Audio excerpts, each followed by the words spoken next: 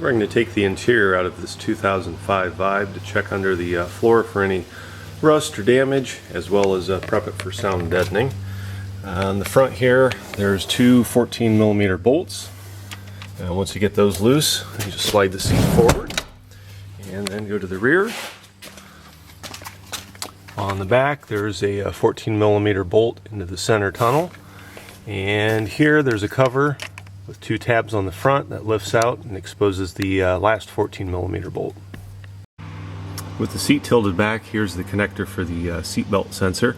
We'll disconnect that and get that to the side. At this point, it's also a good idea to disconnect the negative terminal on the battery, as we'll be working with some of the sensors for the airbags and various other things to prevent any unexpected issues when disconnecting. With the tracks now loose, be careful not to hit the front adjustment bar here, otherwise one side of the track might get out of alignment, making it more difficult to put the seat back in. It looks like the easiest option is just to take the seat and slide it out the back door. Next, I'm going to take the door sills out. On the Vibe, the plastic's a little thin, so they flex real easy. You would definitely want to do this on a cold day because they could crack. Also, the way they have it clipped, it actually attaches to the weather stripping. So you want to start at one end and gently work your way across. And if it comes up with the weather stripping, you'll just have to detach it, or in this case you might be able just to pull it out to the side since the carpeting is actually on the inside, and just work around it. On the front kick panel, there's a nut up at the front here, and once you remove that, then you can pull your kick panel up. The back door sill is similar. Simply start at one end and work your way across, and again it came up with the weather stripping, so I have to be careful on that. At this point, the other side's the same way. Remove the bolts and then take the door sill and kick panel apart. Next, we're going to take the inverter and sensor loose. The first thing you have to do is take a 12mm bolt here loose on this cover. Exposes the sensor, and then disconnect the plug on that. Here the plug's already exposed, so you can disconnect that, and then proceed taking out the remaining 12mm bolts. If you have the Monsoon package, you'll have to take the three 12mm bolts off holding the amplifier to remove it. There's one in the back here and two in the front, and then that comes loose. Also, up under the center console here, towards the front on each side, is a panel pin. So what we're going to do is pull that out on each side, and that should allow the carpet to come free. To remove the rear of the carpet, there's a series of 14mm bolts that, once removed, allow you to lift the seat up, exposing a series of panel pins, which use a panel popping tool here, and lift those out, allowing the rear of the carpet to come free.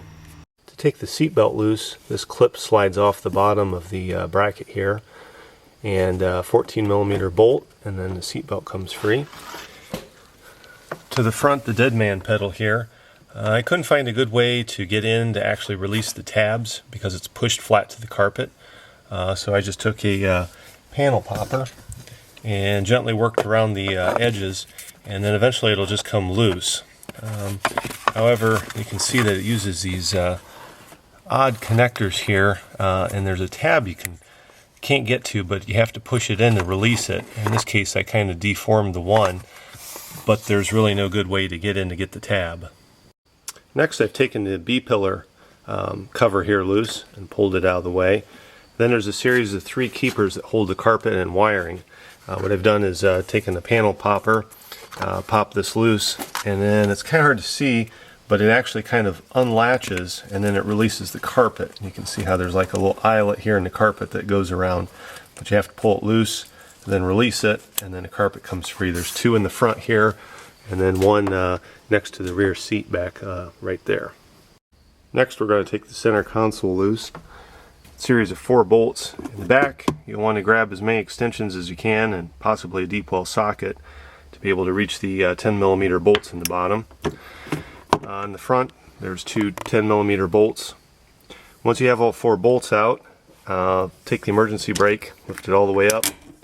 That'll allow the console to slide up over top of it. Partway through, you'll have to disconnect any wiring or anything you may have added to the console over time. So I've got the seats out, all the brackets, the clips along the edge, the panel pins up front, panel pins in the back. I've taken seat belts and used them to hold the rear seats up. So what I'm going to do is carefully start working the carpet loose, lifting it up and kind of sliding it towards the rear of the vehicle. That should free it from the footwells. Once I get it a few inches towards the rear, I'm going to take the wiring from under the seats here and kind of tuck it underneath so it's out of the way, and then I can keep sliding it towards the rear of the vehicle.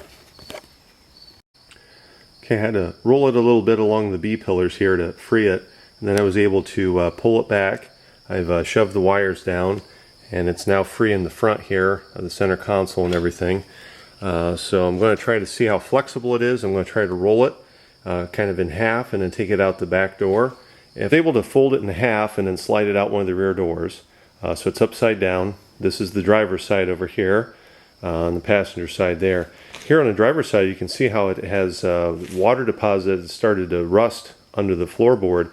So it's a good thing I got this out. I'm going to have to clean and prep the metal under there and treat that, keep it from rusting. Here on the passenger side, you can see where there was some mold started to develop. I don't know whether there was a crack in the door or maybe it was left open, rained on or whatever.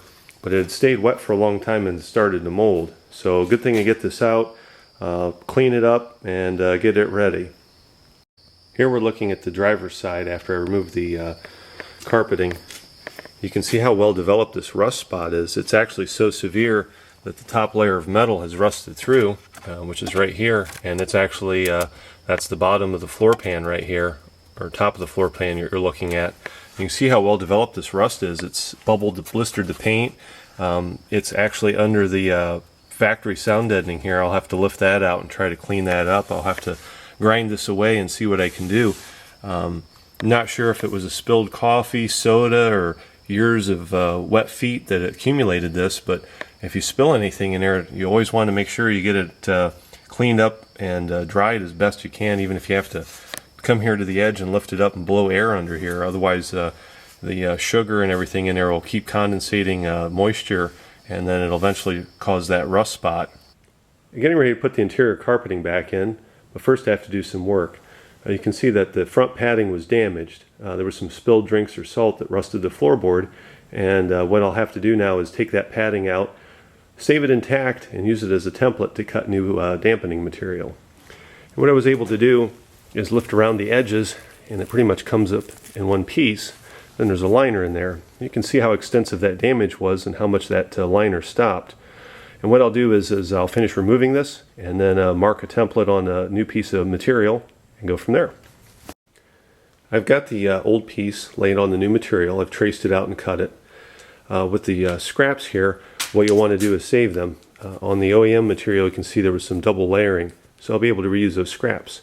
Plus, since you have more time than the factory did when they just slapped the carpet in originally, once you get the carpet in, you may be able to use these trim pieces, match it up to the original edge here where you cut, and even add more sound deadening than what they were at the factory. Also, on the original here, it was perforated, allowing it to cut and fold up along the edge where the door was. So we have to duplicate that and kind of perforate this piece, allowing it to fold with the carpet. Just testing the fit of the new piece here and making sure that all the folds work correctly. What I have to do yet is clear off this old material. If I had a pet grooming brush, it'd probably work best, but all I got is this wire brush. And so I'm going to do is try to collect all that fiber material off there. At this point, I took the padding off the carpeting and laid it in the floor pan. I noted the OEM padding had some gaps around the edges. So when I was tracing out the new material, I filled in those gaps and made the new material a little bit wider or bigger. And it fits very nicely here. It's laying in the bottom and it's very snug. I then put the carpet back in the vehicle and rolled it over top to make sure that there was any changes due to elevation or variance in the vehicle. And now that I know it fits, I can pull the carpeting back and then glue from the inside out to the edge here and reattach it to the padding. I was going to try to glue it on the outside of the vehicle, but the padding I selected is very heavy and made it very difficult to work with. Plus, by putting it in the vehicle, you ensure that the proper alignment with the vehicle. By doing a dry fit first, I was able to compensate for a couple of things. I was able to make sure that here in the corner I cleared my fuel door release. I was also able to make sure this double layered piece here where there's a transition in the floorboard lined up before I glued it in. And over here there's a rear vent duct, and this material is dense enough it didn't want to make that transition, so I was able to trace it out, make a cut from underneath halfway through, offset it, and then make a cut halfway on the top. That allows it to push down, up, and then over the vent, making a nice transition. At this point I've made sure that the padding fit into where it needed to, and I slid the carpeting all the way forward, working from the center out, and made sure that it fit where it needed. There weren't any gaps, or especially like say the accelerator or any other parts where it bulged up. So now I'm going to lift the edges back up now that I made sure the carpet fit, and then run the wiring. At this point, if you have any add-on accessories, it's a great opportunity to go ahead and install them under the carpeting. In this case I have some USB and audio cables from the head unit, so I'm going to run those underneath. Plus I'm going to run a couple extra spare wires to the center console for things I might add down the road. I finished working the carpet into position, and at the back there I was able to tuck it under some of the panels. The B-pillar here I left open so you can see how it popped out, and you can tuck the carpet underneath it. And then you have to attach any of the clasps as well as the push pins at the bottom. And then once you get that done, you can see how it looks here on the driver's side. It's all nice and tucked in. Then went ahead and placed the electronics back in, hooking them up. I also set the center console into position. I didn't bolt it down, I've just set it into position, so as I put the seats in I can adjust it until I get the seats correctly. The other thing is, on the driver and passenger side, this bolt into the tunnel goes to the outside, so I want to pay special attention to treat that to prevent it from rusting or allowing water to wick back in. You also have to treat the bottom of these seat belt bolts because they also go to the outside of the vehicle. I've set the seat in, and I found it a little easier to start on the front. On the frame rails here where they go to the frame, there's a pin that goes in on each side, and you have to set the front end and line it up, and then I started the bolt on each side. If for whatever reason you've accidentally bumped this and the seat's out of adjustment, you'll have to square the seat up before you're able to proceed to put the back bolts in. I've slid the seat forward now, and I'm going to start the bolts. I'll start on the tunnel here and get that bolt started, and then on this one. Now because the front has those pins that insert into the frame, everything should be indexed, so the back here should go together pretty quickly. Then I'll tighten these back bolts down and put the caps on, slide the seat back, and tighten the front bolts. With the seats and everything back in, just make one more pass. Make sure you have all your panel pins, trim pieces, and everything into position. Make one last check for any bulges and key areas like the accelerator pedal, and then you should be good to go.